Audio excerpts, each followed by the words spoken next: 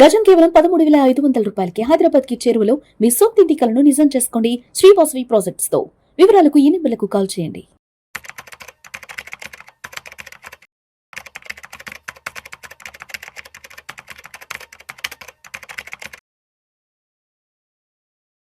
నమస్తే, welcome to Vishnu talks. నేను విష్ణు. ప్రస్తుతం నాతో పాటు సర్టిఫైడ్ ఫైనాన్షియల్ ప్లానర్ అండ్ పైసల ముచ్చట్లు మనీ మంత్రదండం పుస్తక రచయిత ఎం రాంప్రసాద్ గారు ఉన్నారు. సార్తో మాట్లాడదాం. సార్ రాంప్రసాద్ గారు నమస్తే. సార్ నమస్తే అండి విష్ణు గారు. Welcome to Vishnu talks and Sir. Happy new year Ramprasad గారు. థ్యాంక్ యూ అండి. Wish the same. Happy new year. Thank you sir, thank you so much. Sir.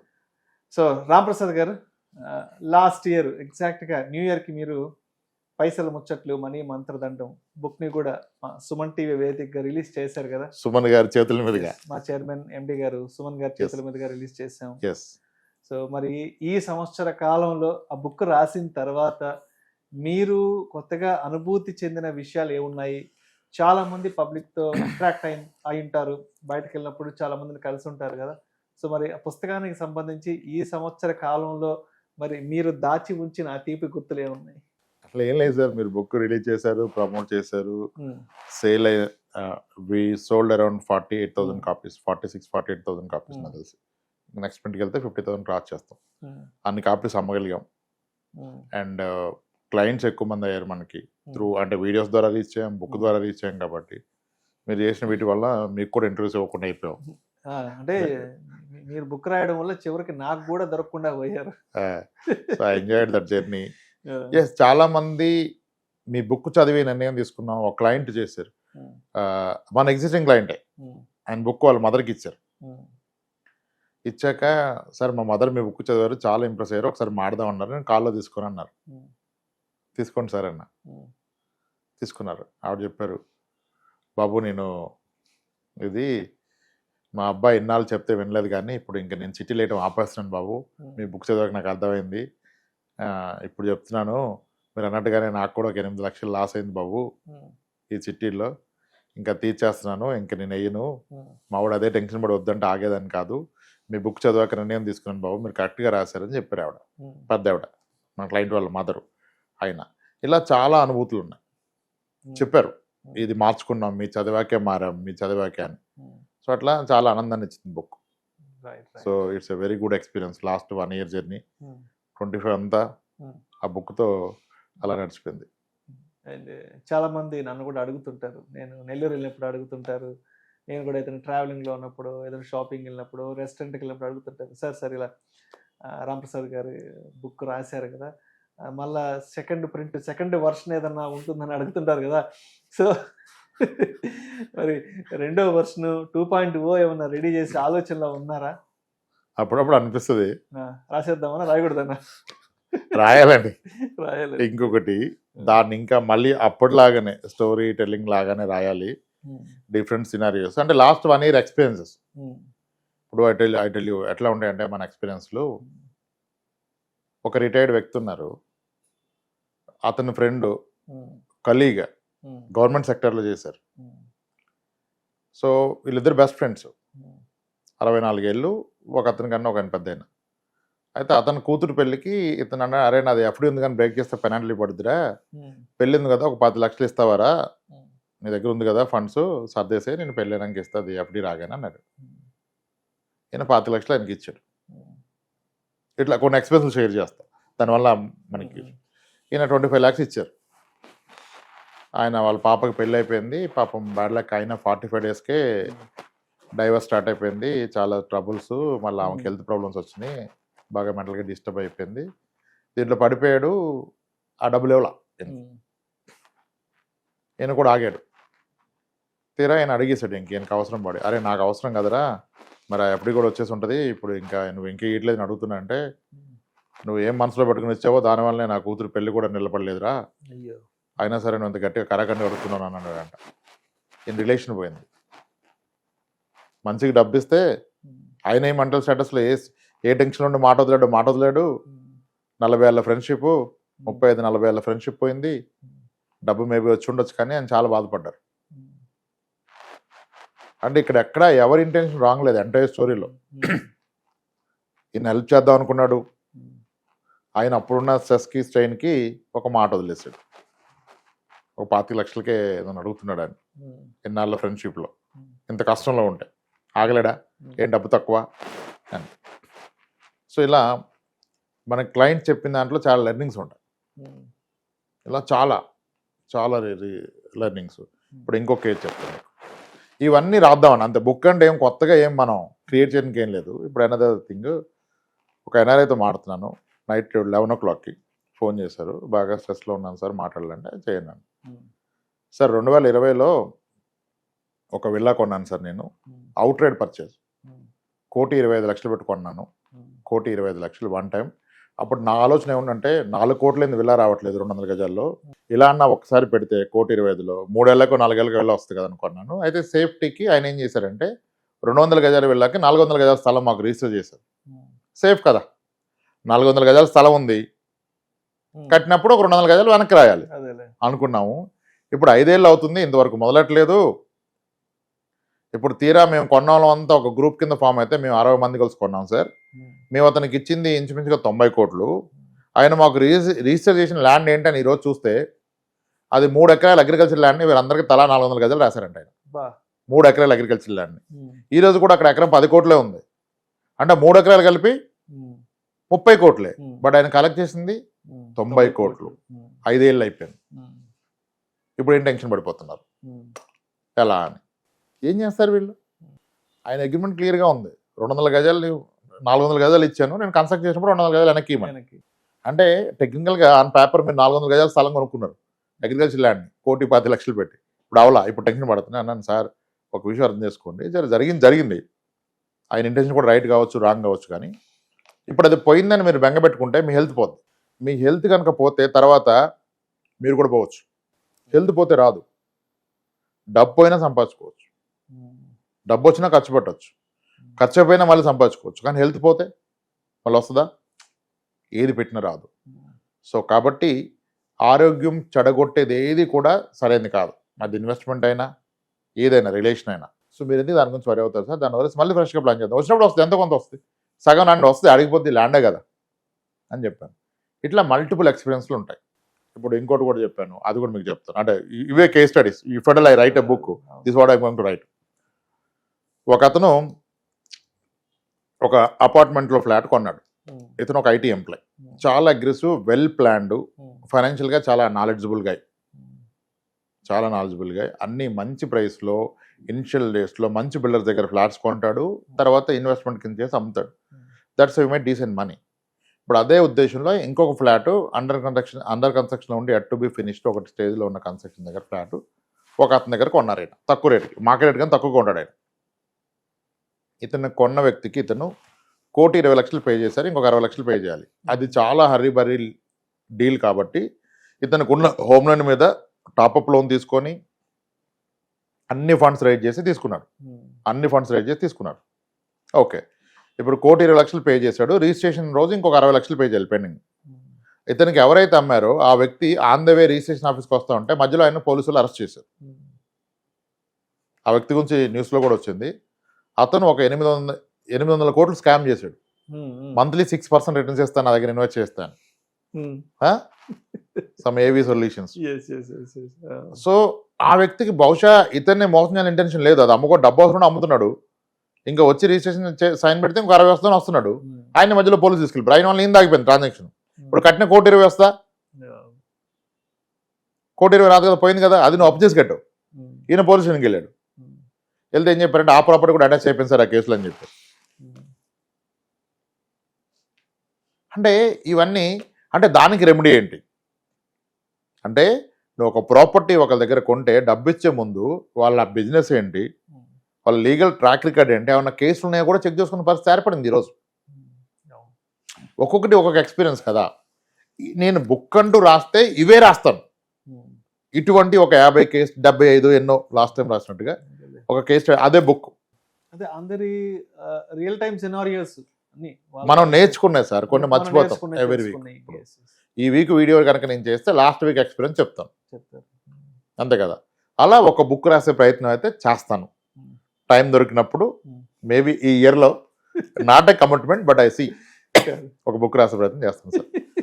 కానీ గొప్పగా ఆశించడానికి ఏం లేదు, ఇటువంటివే రాస్తాను. ఓకే. Yes. అయితే ఫస్ట్ బుక్ లో నా పేరు రాశారు, సెకండ్ బుక్ లో కూడా నా పేరు రాస్తారా? బుక్కే మీకు రాసేస్తానండి ఖచ్చితంగా. చాలా విషయాలు షేర్ చేసుకున్నారు. గత సంవత్సర కాలంగా పుస్తకం రాసిన తర్వాత మీరు పబ్లిక్ లోకి వెళ్ళిన తర్వాత మీరు కొత్తగా నోటీస్ చేసిన అనుభవాల గురించి, విషయాల గురించి. రైట్. అయితే ఇప్పుడు 2026 నూతన సంవత్సరం వచ్చేసింది కాబట్టి, సో మరి మన ప్రేక్షకులు కొత్తగా ఫైనాన్షియల్ ప్లానింగ్ ని ఈ సంవత్సరం నుంచి ఒక రెజల్యూషన్ గా తీసుకోవాలి, దీని ఒక సంకల్పంగా తీసుకోవాలి అని అనుకుంటున్న వాళ్ళకి, అనుకునే వాళ్ళకి రామ్ ప్రసాద్ గారు ఏం చెప్తారు? సార్, ఇది ఈ ఫైనాన్షియల్ ప్లానింగ్ అనే కాన్సెప్ట్ మనకున్న ఎక్స్పీరియన్స్ ద్వారా చూస్తే మనిషికి ఒకటి అప్లికేబుల్ అవ్వట్లేదు కదా. ఎన్నోసార్లు మాట్లాడాం, ఒక్కొక్క యాంగిల్లో ఎన్నిసార్లైనా మాట్లాడవచ్చు. ఇందాక మనం షూట్ స్టార్ట్ చేయడానికి ముందు ఒక ఫోన్ కాల్ మాట్లాడుతాను కదా, స్పీకర్ ఆన్ చేసి మీ పక్కన కూర్చొని విన్నారు కదా ఆయన. ఒక విల్లా ఉంది, ఒక ఫ్లాట్ ఉంది, ఊర్లో పొలాలు ఉన్నాయి, స్థలాలు ఉన్నాయి, 10 ఏళ్ళుగా మ్యూచువల్ ఫండ్స్ లో పెడుతున్నాను, I'm not happy, mix-up, direct and regular, ఇట్లా ఒక వ్యక్తి ఒకలాగా. నేను అనేది ఏంటంటే, ఫైనాన్షియల్ ప్లానింగ్ అంటే అందరూ అనుకుంటున్నారు నాకు వచ్చే డబ్బుని బెటర్గా ఇన్వెస్ట్ చేయాలనుకుంటున్నారు. అది 30% కరెక్ట్. 70% మిస్ అవుతున్న పాయింట్ ఏంటంటే, నీకు వచ్చేది ఇన్వెస్ట్ చేస్తావు కరెక్టే, బెటర్గా ఇన్వెస్ట్ చేయ కరెక్టే, కానీ నీకు వచ్చేది ఫర్దర్ కూడా వస్తున్నావు గ్యారంటీ ఇస్తున్నాడా? నాకు 1,50,000 శాలరీ ఉంటే 50,000 ఎస్ఐపి చేస్తానంటే which is a good thing. కానీ నా 1,50,000 శాలరీ ఎన్నాళ్ళు వస్తుంది గ్యారంటీ ఉంది ఎక్కడన్నా? లేదు. నేను ఆరోగ్యంగా ఉండాలి, నా కంపెనీ ఆరోగ్యంగా ఉండాలి, నేను వర్క్ చేస్తాను ఇండస్ట్రీ ఆరోగ్యంగా ఉండాలి. ఏ తేడా కొట్టినా వెళ్ళిపోద్ది. సో మీకు వస్తున్న డబ్బు ఎక్కడ ఇన్వెస్ట్ చేయాలి కాదు ప్లానింగ్. ఇప్పటి వరకు మీరు ఇన్వెస్ట్ చేసిన సరిగా ఉందా లేదా అనేది మేజర్ ప్లానింగ్. ఇప్పటిదాకా మీరు ఏవైతే అసెట్స్ క్యారీ చేస్తున్నారో అవి మీకోసం పనిచేస్తున్నాయా లేదా అనేది మేజర్ ప్లానింగ్. అది రివ్యూ చేసుకోకుండా నేను పెడతాను సార్ అంటారు. నిన్న ఈవినింగ్ ఒక క్లయింట్తో మాట్లాడుతున్నాను, చిల్కా నగర్, బోడుప్పల్ నుంచి. చిల్కా నగర్, ఈ 33 years, just got married, having 1 year kid. ఎలాగో పేర్లు చెప్పలేదు, పెద్ద ఇబ్బంది ఉండదు. వాళ్ళ ఫాదర్ రైల్వేలో చేస్తారు. ఈయన వర్కింగ్, ఈయన వైఫ్ వర్కింగ్. ఓకే. ఇప్పుడు ఈయనకి అక్కడ 2 ఇండిపెండెంట్ హౌస్లు ఉన్నాయి, 3 షట్టర్స్ ఉన్నాయి, షాప్ షట్టర్స్.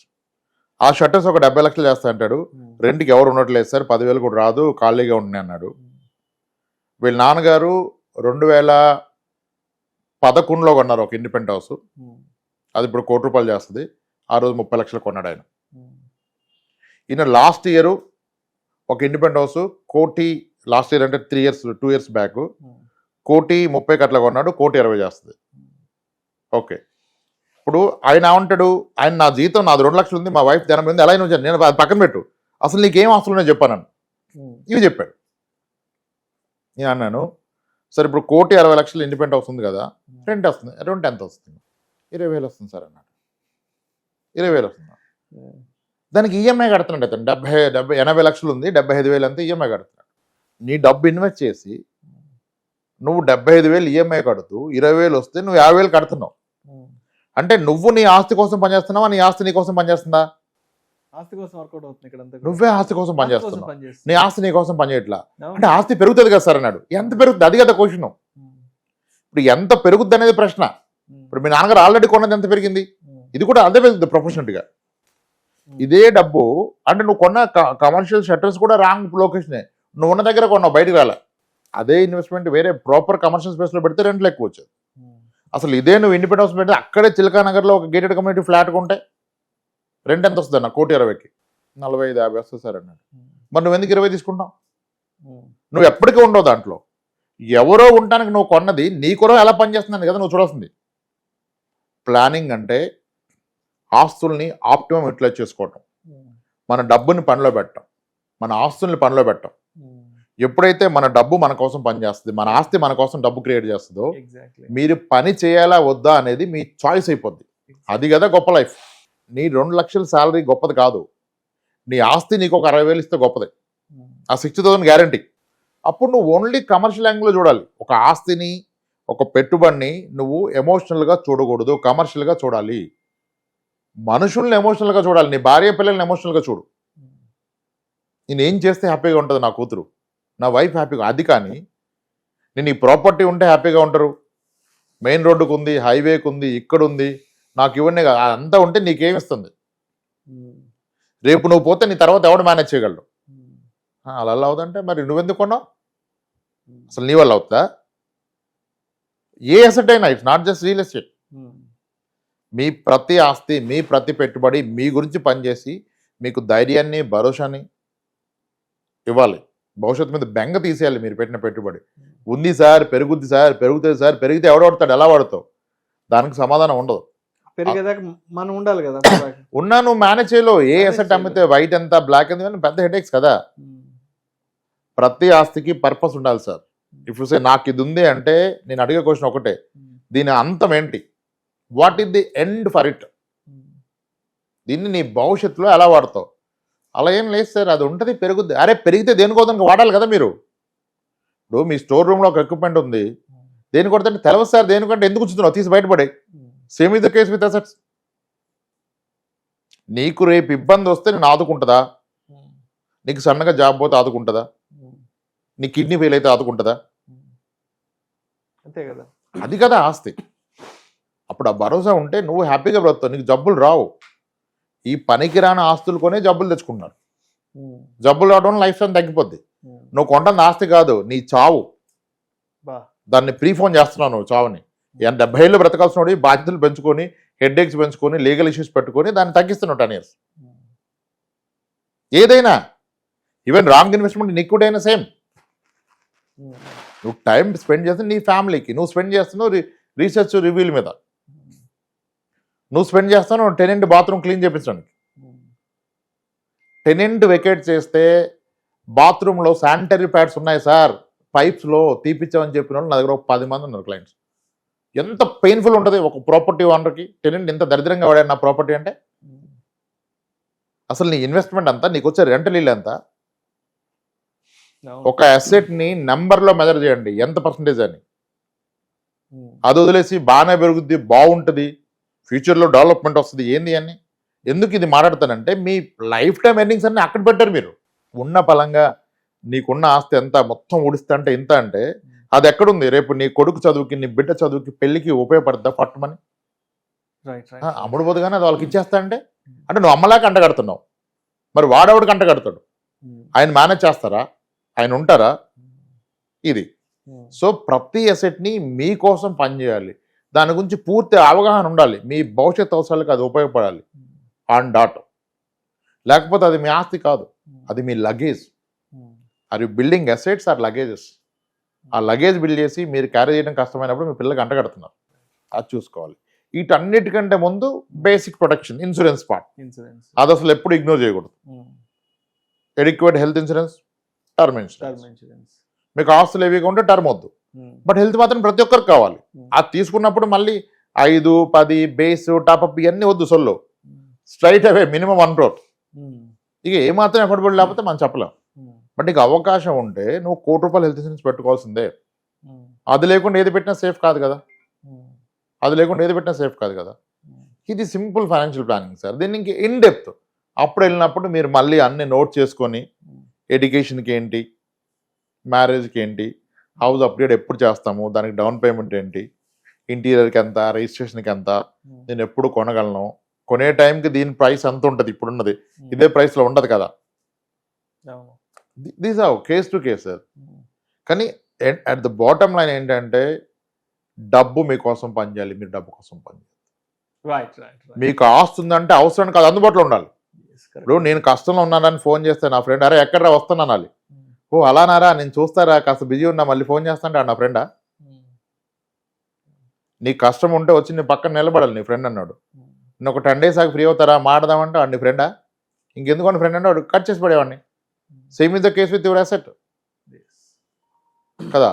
అది చాలా మంది మిస్ అయిపోయారు సార్. అంత ప్లానింగ్ అంటే ఇంకా సార్ ఎక్కడ పెట్టాలి ఒకటే, నువ్వు పెట్టింది ఎలా ఉంది అనేది క్వశ్చన్ అసలు అది మర్చిపోయారు. ఎక్కడ పెట్టాలి, ఏది పెట్టాలి, నో ఇప్పటిదాకా పెట్టింది సరిగా లేకపోతే ముందు దాన్ని సెట్ చేయి. నేను చాలా మంది చెప్తున్నాను ఈ మధ్య కలిసిన వాళ్ళకి, ముందు జాబ్ మానే అన్నా. ఎందుకంటే నీకున్న అసెట్స్ రాని పనికిరాని ఫామ్లో ఉన్నాయి. నువ్వు జాబ్ ఆ పనిలో పెడితే నీకంటే ఎక్కువ ఇస్తుంది. నువ్వెందుకు కొట్టుకున్నావు రోజు 2 లక్షల జీతానికి నీకు డయాబెటీస్, బీపీ, టాబ్లెట్లు ఇట్లా అవసరమా?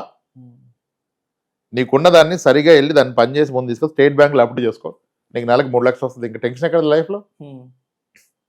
నువ్వు ఇదే చేస్తున్న ఏమన్నా అయిపోతే మళ్ళీ ఎవరు ఏం చేయలేదు కదా నీ ఆప్షన్స్లో. అది మర్చిపోయారు sir. People getting more emotional assets is making a big trouble they for them in life. Right. అలా చేసుకోవాలి సార్ ప్లానింగ్. సో కన్క్లూజన్గా ఆడియన్స్కి క్రిస్పీగా ఒక 2 మాటల్లో what to do, what not to do from 2026 onwards. First check your health insurance. లేకపోతే కళ్ళు మూసుకొని తీసుకోండి. ఓకే. ఎవరు మీ నియర్ బై ఏజెంట్ ఉంటే అక్కడ తీసుకోండి. ఓకే. ఒకవేళ పొరపాటున మీకు ఇన్సూరెన్స్ ఉండి అది 5 లక్షలు 10 లక్షలు అది ఎందుకు సరిపోదు, దాన్ని రెన్యువల్ టైంలో 1 crore మినిమం చేసుకోండి. Then term insurance. ఓకే. ఉంటే సరిపడా ఉందా లేదు చూసుకోండి. సరిపడడానికి ఒకటే పారామీటర్. ఇన్ ది ఈవెంట్ రేపు ఒక వ్యక్తి పోతే అతని ఆప్షన్స్లో తన ఫ్యామిలీ బ్రతకడానికి ఎంత డబ్బు కావాలి, మంత్లీ ఎంత ఇన్కమ్ కావాలి, ఆ ఇన్కమ్ అనేది మీ టర్మ్ ఇన్సూరెన్స్ వచ్చే క్లెయిమ్ని స్టేట్ బ్యాంక్లో ఎఫ్డీ చేస్తే వచ్చేయాల. మళ్ళీ అక్కడ వాళ్ళని కాంప్లికేట్ చేయొద్దు. నువ్వు ఎస్డబ్ల్యూపీ చేయి, హైబ్రిడ్ ఫండ్ పెట్టు, ఇవన్నీ నడవు. నీకు వచ్చిన అమౌంట్ని నీ ఆప్షన్స్లో నీ ఫ్యామిలీ తీసుకొని స్టేట్ బ్యాంక్లో వేస్తే మంత్లీ వచ్చే ఇంట్రెస్ట్ ఏదైతుందో అది నీ లైవ్లీహుడ్కి సరిపోవాలి, నీ పిల్లల భవిష్యత్తుకి సరిపోవాలి. అంత టర్మ్ ఇన్సూరెన్స్ ఉందో లేదు చెక్ చేసుకోండి. లేకపోతే తీసుకోండి. ఆ టర్మ్ ఇన్సూరెన్స్ని 80 ఏళ్ళు 90 ఏళ్ళు 70 ఏళ్ళు అక్కర్లేదు. ఇంక 20 ఏళ్ళలో పిల్లలు సెటిల్ అయిపోతారు. అండ్ 20 ఏళ్ళు నువ్వు కూడా సంపాదిస్తావుగా. ఒక 15 ఏళ్ళు తీసుకోండి చాలు. Nominal premium. Your 30 take it till 48 50 that's it. పిల్లలు సెట్ ఈ లోపు మనం సంపాదిస్తాంగా, ఇంకెందుకు మనకు టర్మ్ ఇన్సూరెన్స్. అప్పుడు నీకు 3 కోట్ల పాలసీ కూడా 22,000కో 25,000కో వచ్చేస్తుంది సంవత్సరానికి. నెలకి 2,000. ఒక ప్రాపర్ టర్మ్ ఇన్సూరెన్స్. ఈ 2 ఉన్నాకనే ఇన్వెస్ట్మెంట్ అనే మాట. అప్పుడు మీరు రీసెర్చ్ చేసి నాలాంటి వాళ్ళ వీడియో చూసి అందరి వీడియో చూసి మ్యూచువల్ ఫండ్స్ నేను పెడతా అంటే పెడితే సరైన అమౌంట్ పెట్టండి. 4 కోట్లు రియల్ ఎస్టేట్లో పెట్టుకొని స్థలాలు పాలు పెట్టుకుని ఇక్కడ 10,000 పెడతా అంటే ఏం అవదు. దాంట్లో ₹1 అమ్మ తీసుకొచ్చి పెట్టండి. అప్పుడు చూడండి నామేద్దాం. ₹1 పెడితే 12 years కనీసం 4 కోట్లు అవుతుంది. 12% క్యాకర్ తీసుకుంటే అక్కడ అవుద్దంటే అక్కడ అవ్వచ్చు. అయినా అది అమ్ముడు పోదు, మీకు రాదు. White to black. ఈరోజు డినామినేషన్ 100 దొరుకుతుంది ఏదైనా నమ్మితే. 100 ఏమో ఇంత కట్టొస్తే లాకర్లో పట్టదు, ఇంట్లో పెట్టుకోలేరు, ఖర్చు పెట్టలేరు. ఎవరు తీసుకున్నాడు క్యాష్ ఇవ్వాలి రేపు? అవన్నీ ఆలోచించుకోవాలి కదా భవిష్యత్తు గురించి. Primary protection pillars health and term insurance. Then start building assets. But that asset should be in a liquid form. నీ అవసరానికి ఆదుకోవాలి. Then identify your future needs. వాటిని ఇన్ఫ్లేషన్ చేసి రిక్వైర్డ్ కాపస్ అంతా ఎలా అచీవ్ చేయాలి. సింపులే. మేబీ చాలా మంది ఓన్గా చేయగలుగుతారు. అలా అయితే చేసుకోండి. Thank you sir. Thank you so much Ramprasad గారు. 2026 నూతన సంవత్సరం సందర్భంగా మన ప్రేక్షకులకి ఫైనాన్షియల్ ప్లానింగ్ యొక్క ఇంపార్టెన్స్ గురించి, ఫైనాన్షియల్ ప్లానింగ్ తీసుకునే ముందు తప్పనిసరిగా ఒక టర్మ్ ఇన్సూరెన్స్, ఒక హెల్త్ ఇన్సూరెన్స్ ఎందుకు తీసుకోవాలి, ఫర్దర్గా అది మన ఫ్యామిలీని ఎలా ప్రొటెక్ట్ చేస్తుంది అనే అంశం గురించి చక్కగా తెలియజేస్తారు. Thank you so much sir. Happy new year Ramprasad. Happy new year Vishnu garu. Thank you.